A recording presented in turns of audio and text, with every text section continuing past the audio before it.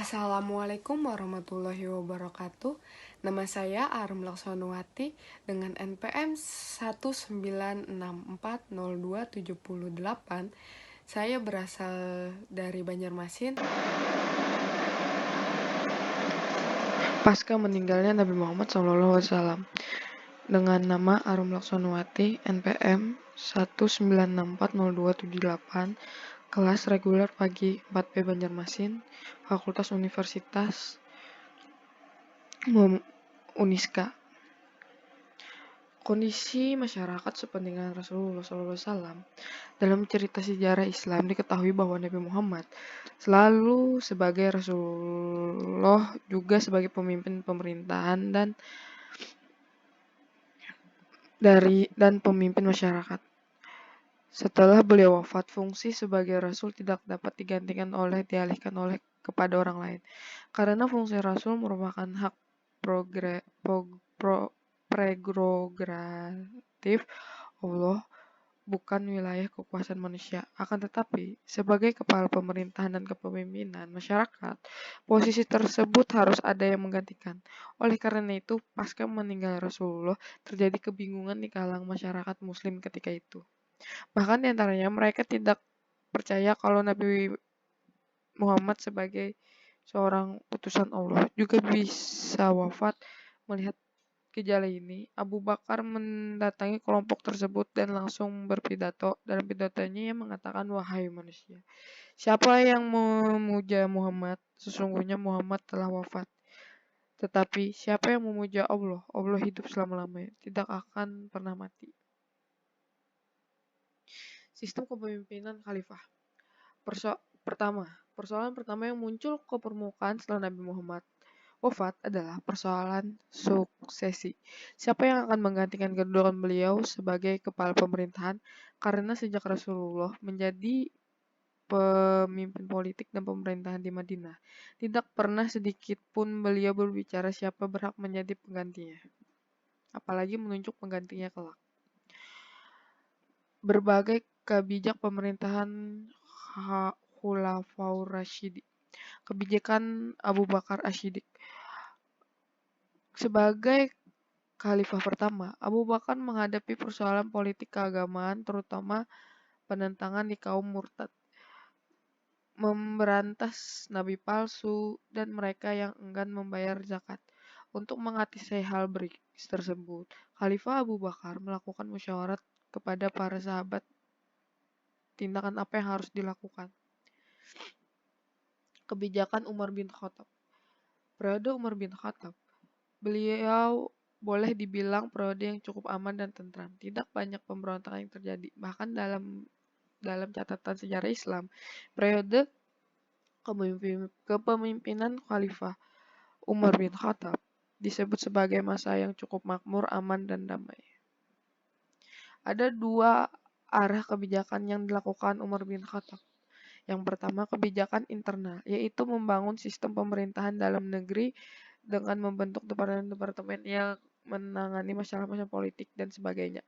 Kedua, kebijakan eksternal, yaitu dengan berusaha memperluas wilayah penyebaran Islam keluar arah Jazirah Arabia. Kebijakan Utsman bin Affan.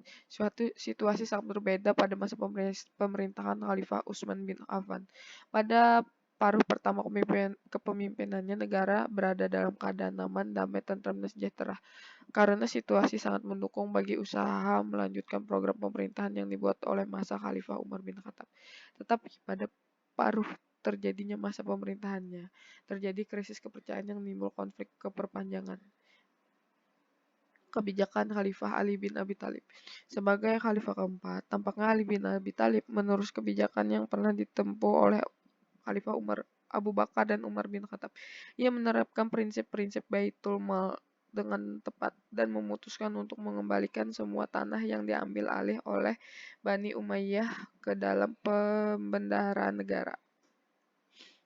Penataan birokrasi pemerintahan. Pada masa pemerintahan Khalifah Abu Bakar, sistem pemerintahan masih mengacu pada sistem yang pernah ditetapkan pada masa Nabi Muhammad SAW.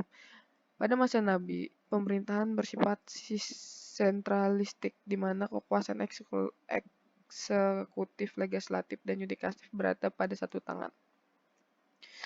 Selain itu, wilayah negara terdiri beberapa provinsi memiliki otonomi penuh. Untuk memperlancar jalannya roda pemerintahan, khalifah membentuk beberapa lembaga organisasi ketentegaraan di dalam atau atas hasil pemerintahan Ihtijat Khalifah Umar bin Khattab. Organisasi-organisasi tersebut antara lain pembentukan lembaga politik, Al-Nidam Al-Hidari, Al-Nidam Al-Mali, Al-Nidam Al-Harbi, Al-Aidham Al-Khodai, peluasan wilayah dan penyebaran Islam. Selama periode kepemimpinan Khaufar Rasyidi, banyak usaha diperluas wilayah dalam rangka perkembangan Islam. Pada tahun ke-12 Hijriah, Khalifah Abu Bakar mengirim pasukan ke Irak yang di bawah kepemimpinan Khalid bin Al-Walid dibantu oleh Al-Mustafa bin Harithah dan Kha bin Amr. Wilayah Irak pada waktu itu merupakan daerah jajahan kerajaan Persia. Perluasan Islam ke Syria dan Palestina. Sebelum masuk ke wilayah keluasan Islam, Syria dan Palestina berada di situasi yang memprihatinkan karena masyarakat selalu dibebani dengan berbagai pungutan pajak yang mereka bayar kepada pemerintahan Kekaisaran Bizantium Romawi Timur. Hal ini tertentu saja banyak menderita. Dan bisa dibaca lagi di slide selanjutnya.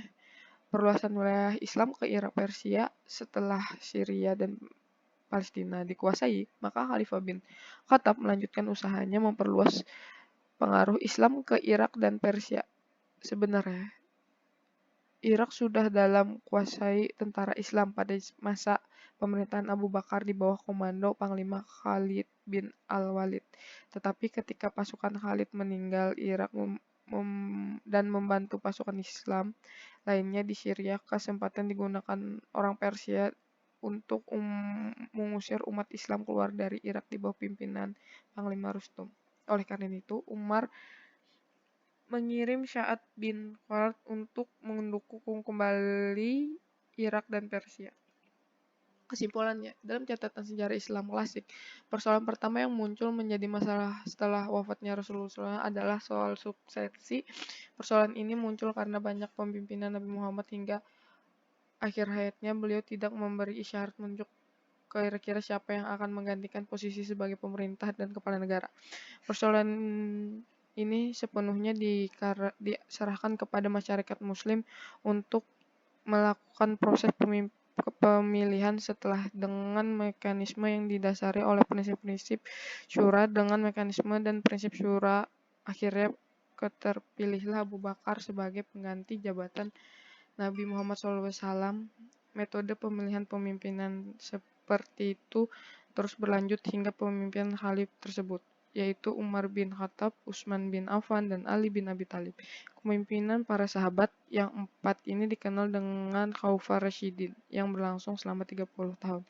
Sekian dari saya. Assalamualaikum warahmatullahi wabarakatuh. Sekian dari presentasi saya hari ini. Sekian dan terima kasih. Mohon maaf bila ada kesalahan kata. Sekian dan terima kasih. Assalamualaikum warahmatullahi wabarakatuh.